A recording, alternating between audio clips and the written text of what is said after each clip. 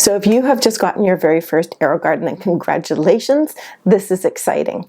You may have all these visions of all the things you are going to grow, the fresh herbs, everything, but you may also be feeling a little bit overwhelmed and not exactly sure where to start. So if that's you, you're in the right place. I'm going to walk you through from the unboxing of this new AeroGarden Slim that I have behind me, all the way getting it set up and ready to grow your first harvest, so that you are feeling confident and ready to embark on this new exciting indoor growing adventure. So if this is your first time here, then I should introduce myself. Hi, I am Kiri, and I want to welcome you into my plant nerd community. In case you're wondering what to expect around this corner of the internet, on this channel, I like to share all of the things that I have learned and am currently learning as I am on my own hydroponic growing adventure.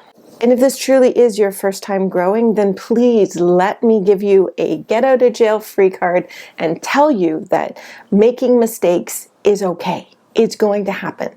Some plants will die, some will thrive. Anytime you're starting anything new, it can easily get overwhelming. I still suffer from that myself. I get into analysis paralysis. So let me please encourage you to, if you have your AeroGarden in the box, go get it, bring it here, let's go through it together and get this set up so you can actually start growing some food. But just don't be afraid of making mistakes. If one happens, I mean, I still make them all the time. What you want to do is take a look back at, was there anything you could have done differently? Take it as an opportunity to do some research to maybe see if there's something that you didn't know that would be helpful. That's how I try and approach it, rather than looking at it as a negative. I mean, yeah, it sucks in the moment, but there's always something you can learn. And honestly, I have learned probably more from the mistakes than I have from some of the successes that I've had. And if you haven't already, pause the video, go get your AeroGarden, and let's get it open and let's take a look and familiarize ourselves with what comes in the box and how to get it all set up. So what I'm going to be setting up today is an AeroGarden Slim, this guy right here. It's pretty much going to be the same for any of the AeroGardens. The Harvest is one of the more popular ones, so that's why I wanted to focus on it. I prefer the Slim just because I like the layout of it. I feel like it gets a little less crowded, but we'll talk about crowding in a bit. The only things that are really going to change with some of the other models is you're going to have more features. This is a more basic one, but that's okay. It's still going to grow an awful lot of food. All right, so let us open the box. Always love a good unboxing. Take this out. In the bottom of the box, we have some recipes. You can see it right there. All the good stuff. We have the power cord. Okay, we get our first look at the system. So a lovely faux wood down at the bottom. As I mentioned, this is one of the more basic models, so there are just 3 buttons on the front. First one is for adding the plant food, the second one is for adding water, and then the third one is for controlling the light. On the back, we have a call out here where the pump connects, and then we also have the port there where the plug is going to go in. So as with all of the Harvest units, it's going to have 6 growing holes. This is the light up here. It extends, we can press it, and then the light is going to go up. And different units are going to have different grow heights. Tape on here so things don't move around, so I'm just going to remove all of the tape. So on the top of these models, you will notice a little trapezoid here that comes off. And when you look down in the hole, it says filled to here. So there's a little measure to show you how much water to add in.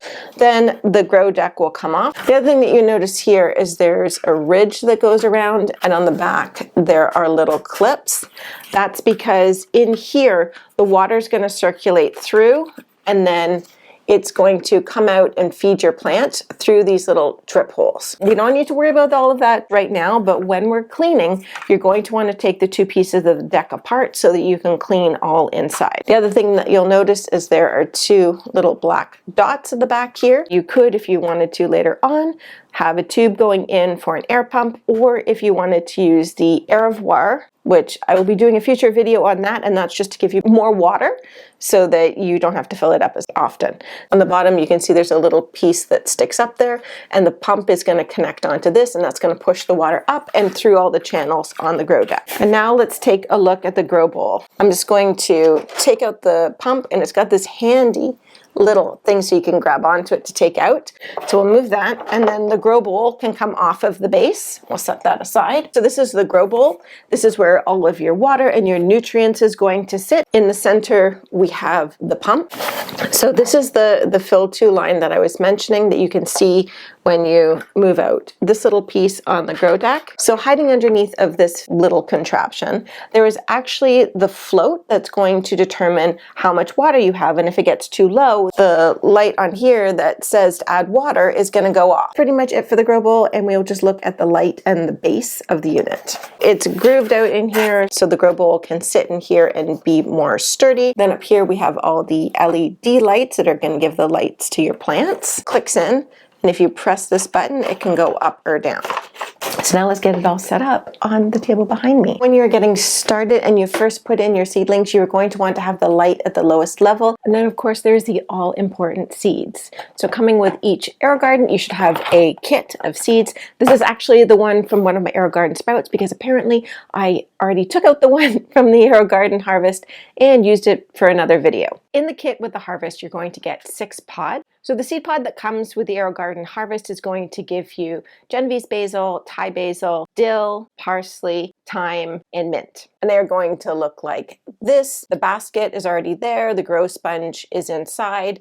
The seeds are inside there, and it comes with a little sticker on top. And these are actually quite helpful because on the sticker, it's going to tell you the type of plant, how many days approximately until you can expect it to germinate and sprout, and whether it is a tall plant or a short plant. So this is the Genovese basil, sprouts in 6 to 12 days, and it's considered tall. And there's going to be 2 other things that you're going to get in your kit. There are going to be some clear plastic domes, and there's going to be a not disgusting looking bottle of the AeroGarden plant food that you're going to use to feed your plants. And now is about the time where we need to go and actually get this unit planted. All right, so it is all set up. I still do not have it plugged in. You never want to plug it in unless there is water in it, because otherwise you run the risk of wrecking your pump. Got my AeroGarden jug. I love this thing. We're going to take out ye old trapezoid and then just fill it up all the way until we get to that fill to here line. You're also going to want to get your AeroGarden plant food, give it a really good shake, and then you're going to put in 2 capfuls of this, so that's 8 milliliters. One of the things I love is I grab these little syringes off of Amazon. I'll put a link down to them in the description below. 10 ml ones, they fit perfectly into the little bottles, and then you can be sure that you're getting the right amount of nutrients, and then you can just squirt it in or squirt it in there. Once that is done, you're going to take your grow pods. This one is fine because they're all in a line, but if you have the other Harvest where there's some holes in the back and some holes in the front, you may want to put the tall ones at the back. Here you may want to put the tall ones at the edge. That is up to you. The one thing I would not recommend is planting all the holes. And I know that might seem counterintuitive, and you're probably wondering, well, Carrie, why are they giving you 6 pods that would go in the 6 holes if you're not supposed to use them all? Now you can, but I don't. And I never recommend that anyone go and plant them all because it can get very overcrowded. There's less air circulation. You can get some diseases that are happening. The plants just don't thrive as much. They need a bit of space to grow. Now, if you were going to be completely on top of your pruning, then maybe you can get away with it. Honestly, it avoids a lot of hassles if you leave some space in between the plants. You can take your pods and you're just going to pop them in however you decide to put them in. And you're going to push them down, and then all you need to do is grab one of the little grow domes and put it on top, and those are going to stay there until you see that the seeds have germinated. Make sure that the light is at its lowest point.